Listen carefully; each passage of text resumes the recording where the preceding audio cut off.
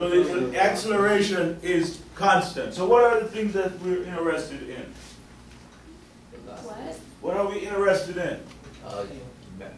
We're interested in position. Velocity. And what? Time.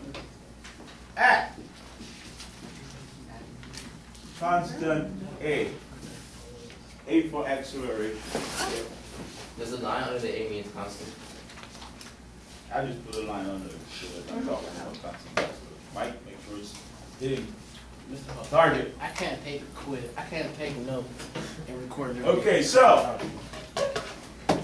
we need equation that gives us relationship between these. Okay, we need equation.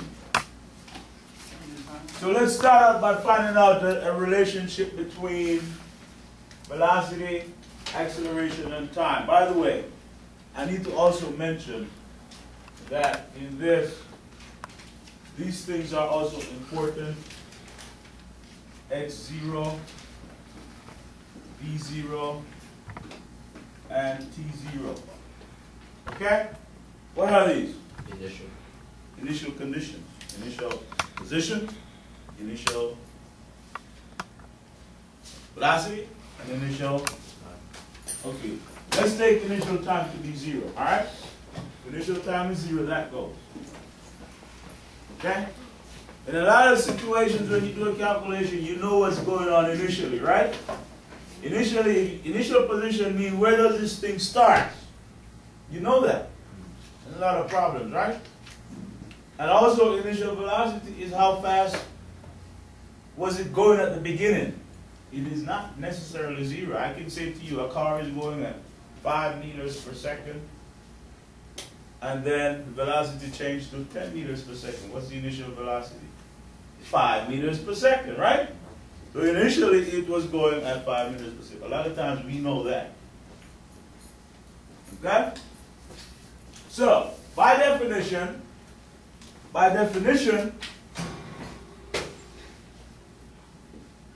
average velocity is displacement over time. Right?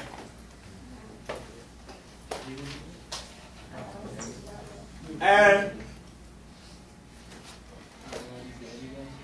acceleration at a constant acceleration. Let me put this at a constant acceleration. Okay, A is equal to final velocity. I'm just going to, I write V for final velocity minus initial velocity over time. Okay? So, based upon this, okay, as time passes, I can write this equation in terms of the final velocity. So, let's do a little bit of algebra here. If I multiply both sides by t, what happens? T cancels. So what I have now is v minus v0 equals a times t. And so v is equal to v0 plus a t.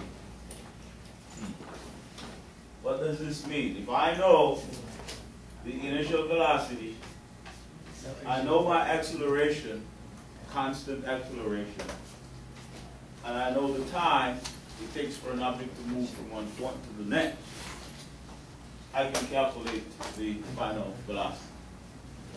Okay? So this is our first kinematic equation. That's equation number 1, and that equation needs to be on your note card. Private? Yes. Can you make sure it's focused on me and it's not missing? Oh, it's focused on me. Thank you.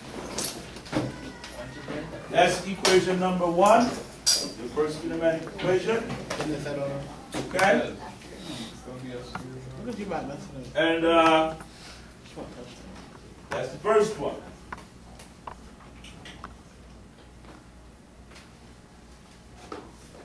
So this one is velocity Hey, Mr. Ho, what if I just move your camera like right here in front of me? as a function That'd be a lot better. of time.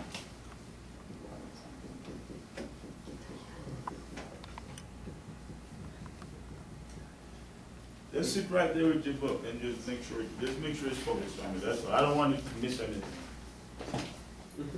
Okay. The next thing we need is an equation that represents the position of the object as a function of time. So we got velocity as a function of time. What about the position at certain time? For this one, I can find the velocity at any time. Okay? What about the position? You use the velocity equation. I need one that's going to give me the position of the object as a function of time. So,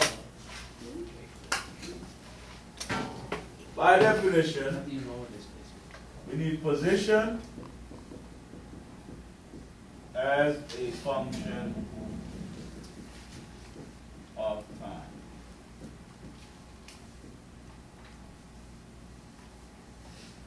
By definition, average velocity is final position minus initial position over time. Okay? But I'm interested in what? Position as a function of what? Time. So I have to rewrite this. That's my final position minus my initial position is going to be my average velocity times my time. But do you know what average velocity is? You know what the average velocity is? No, you don't. So we're going to write the new expression for average velocity. Average velocity is the final velocity plus the initial velocity over 2. Does that make sense? Does that make sense? Yeah. What is that saying? If something is moving along here, if at this point its initial velocity is 2 meters per second, it moves over here, goes 5 meters per second, you take the initial velocity and the final velocity divided by 2, you get the average. There are 2 velocities involved, right? Beginning velocity and velocity divided by 2. And actually, this is one of the equations too. So this is another of the kinematic equation. So let's call this equation number 2. That one's supposed to be on your note card as well. Wouldn't that work if they went in a straight line? Wouldn't work if they went backwards, right? Yes, it works when you're going backwards. It works whether you're going backwards or forward. Okay, so that's number 2. So now, we are going to take this, and we're going to put this up here for the average velocity, because we need an expression for the position as a function of time. Okay? This right here is average velocity. We need it for the position as a function of time. So let's do this. Final position minus initial position equals, I'm going to replace this with that.